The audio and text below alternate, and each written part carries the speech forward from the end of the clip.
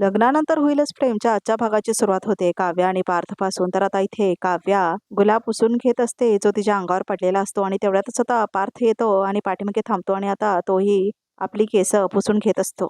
तर आता काव्या बघते पार्थकडे आणि आता त्याचं सगळं पाणी तिच्या पाठीवर पडत असतं. तर आता ती त्याच्याकडे बघतच असते. तर आता पार्थ सुद्धा तिच्याकडे बघतो. तर आता रोमॅन्टिक गाणं लागतं बॅकग्राऊंडमध्ये वेड्या मना म्हणून.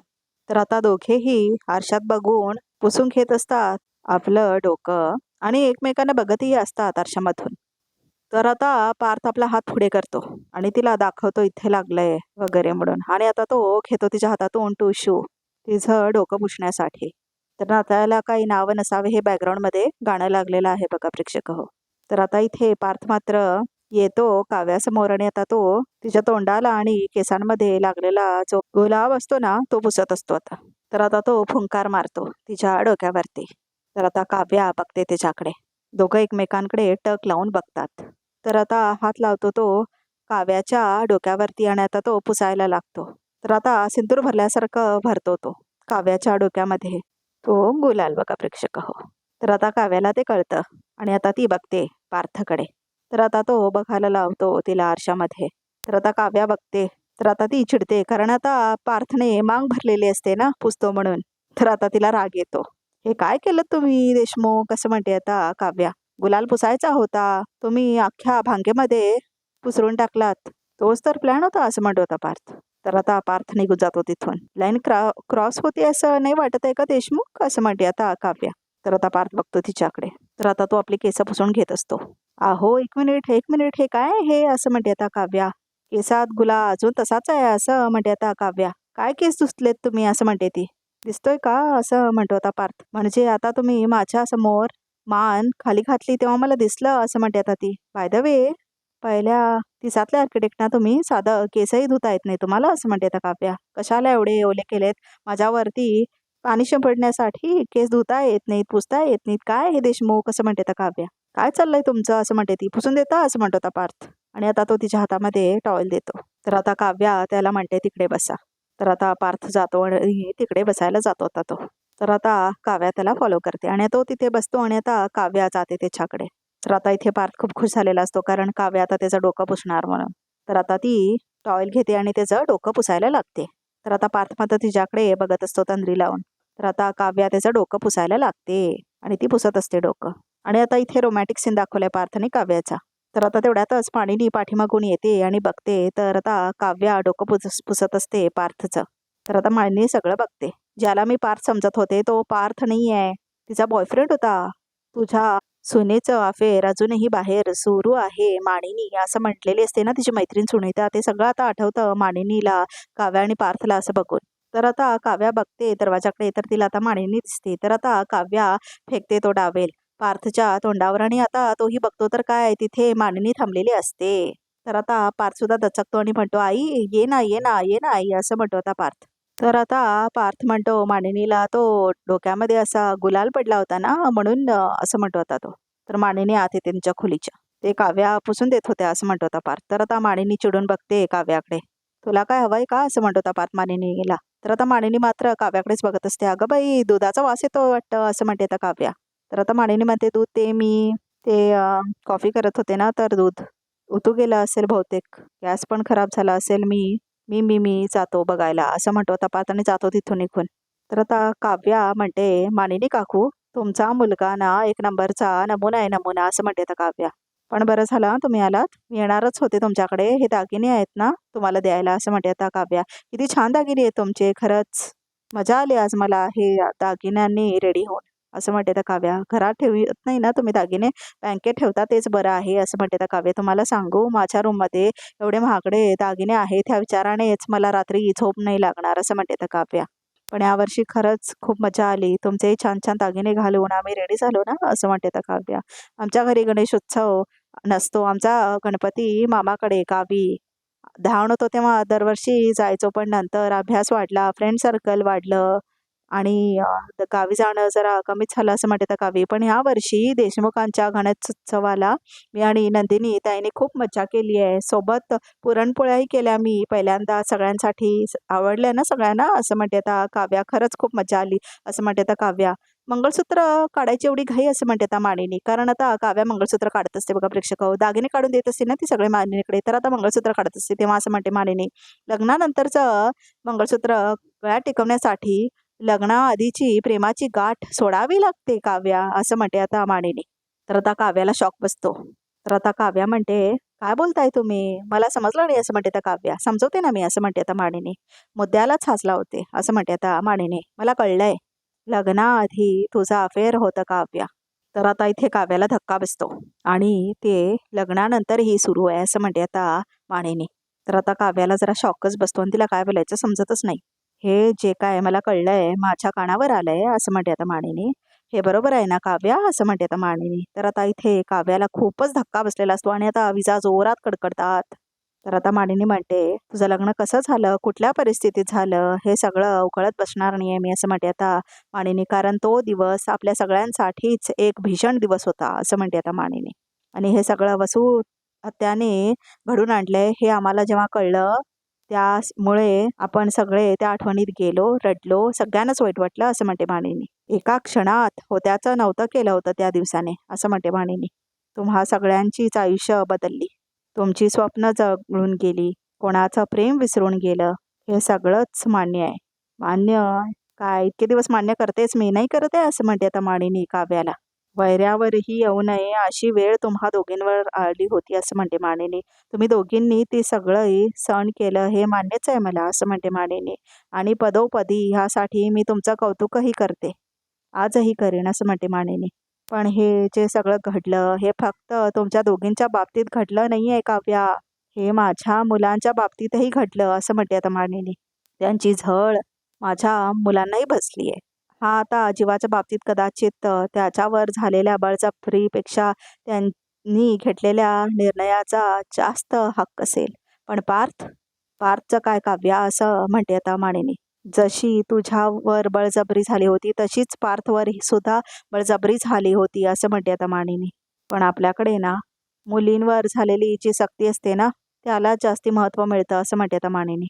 त्यांना कदाचित मुलं काही बोलत नाहीत, मनातलं काहीच सांगत नाहीत, त्यांना रडता येत नाही तरी माझा पार्थ बेचारा चिडूही शकत नाही ग. त्यांनी कसे काढले असतील हे सगळे दिवस असं म्हणते आता मानिनी. कसं सहन केलं असेल त्यांनी ह्याचा कधीतरी विचार केलायस असं म्हणते आता मानिनी. तू इतकी दळआपट करायचीस, रागराग करायचीस ह्या सगळ्या घराचा, इथल्या माणसांचा असं म्हणते आता मानिनी.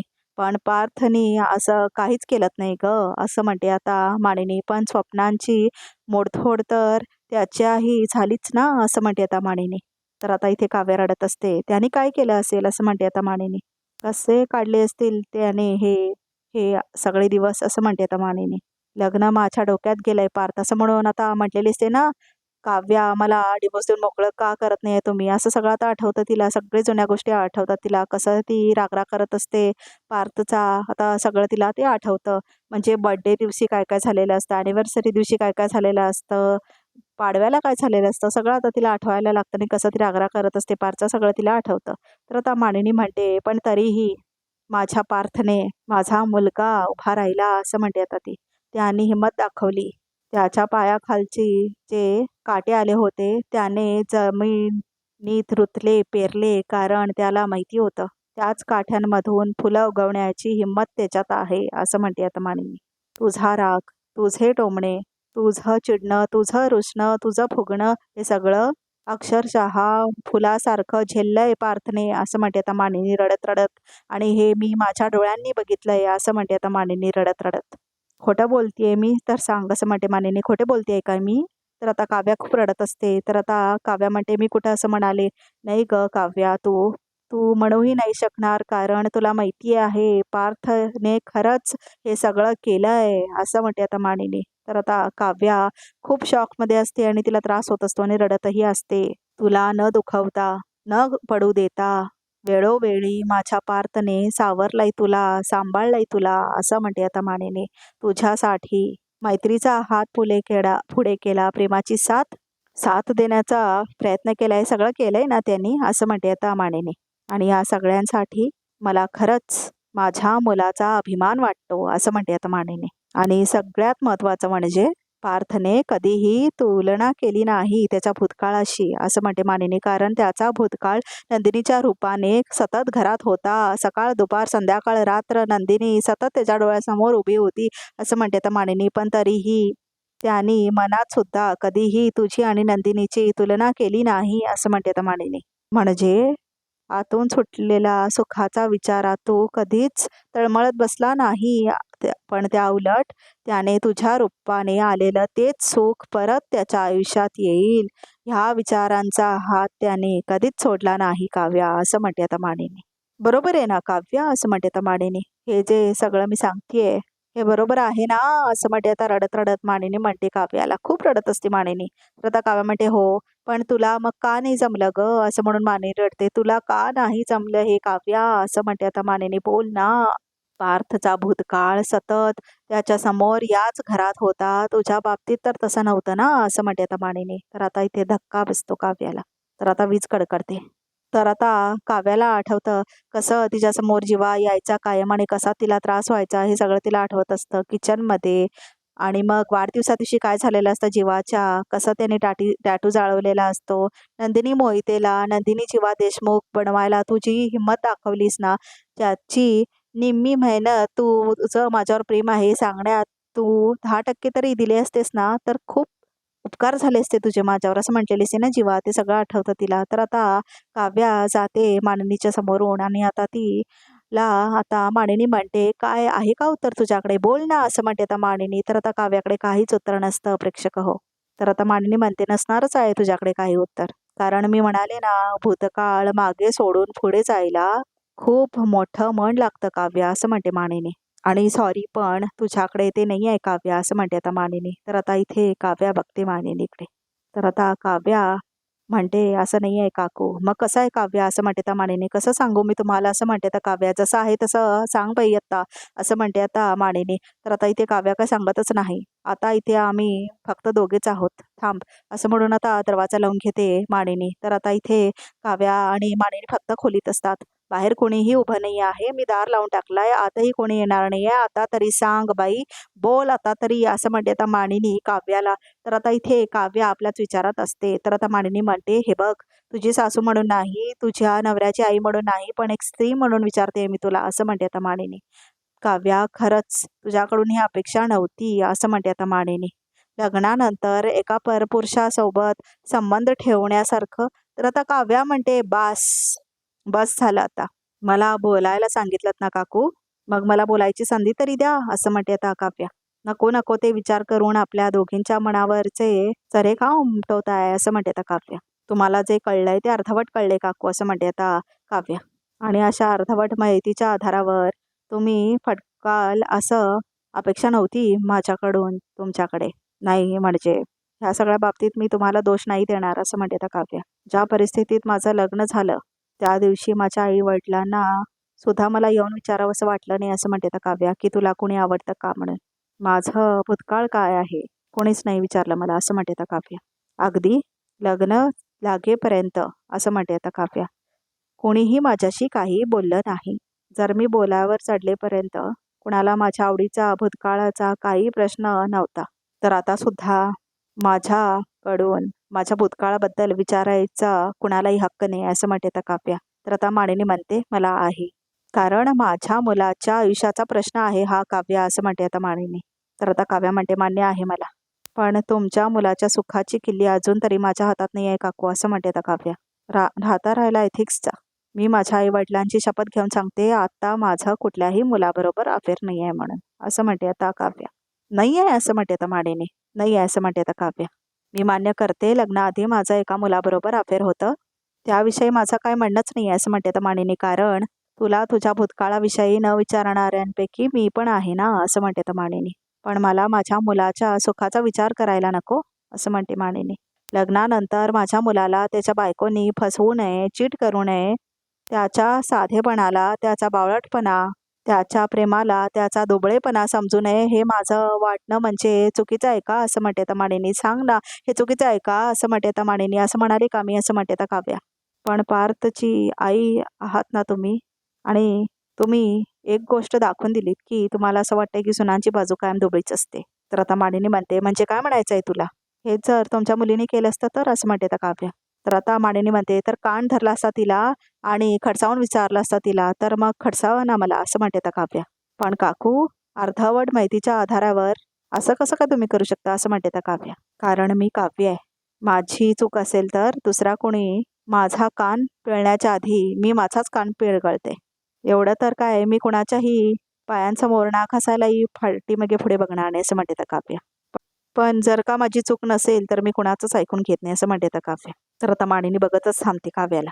तर आता आजचा भाग इथे संपतो. तर बघूया तर रिकॅपमध्ये काय आहे ते. मी माझा भूतकाळ तेव्हाच मागे सोडून टाकलं होतं. त्यामुळे आता माझ्या आयुष्यात कोणीच नाही आहे आणि हेच सत्य आहे असं म्हणते तर काव्या. ह्या भूतकाळाने आपला वर्तमान आणि भविष्य दोन्ही विस्कटून टाकलं असतं असं म्हणते आता काव्या जीवाला. तर आता जीवा म्हणतो, हे सत्य कुणालाच कळता कामा नाही, नाहीतर आपला कुटुंब उद्ध्वस्त होईल असं म्हणतो आता जीवा. तर आता हे सगळं मानिनी ऐकलेली असते बघा प्रेक्षक हो. तर आता सत्य तिच्या समोर येणार की जीवाच असतो तिचा बॉयफ्रेंड म्हणून काव्याचा. तर आता प्रेक्षक हो, रिकॅप सुद्धा इथेच संपतो. तर या चॅनलला नक्की सबस्क्राईब करा.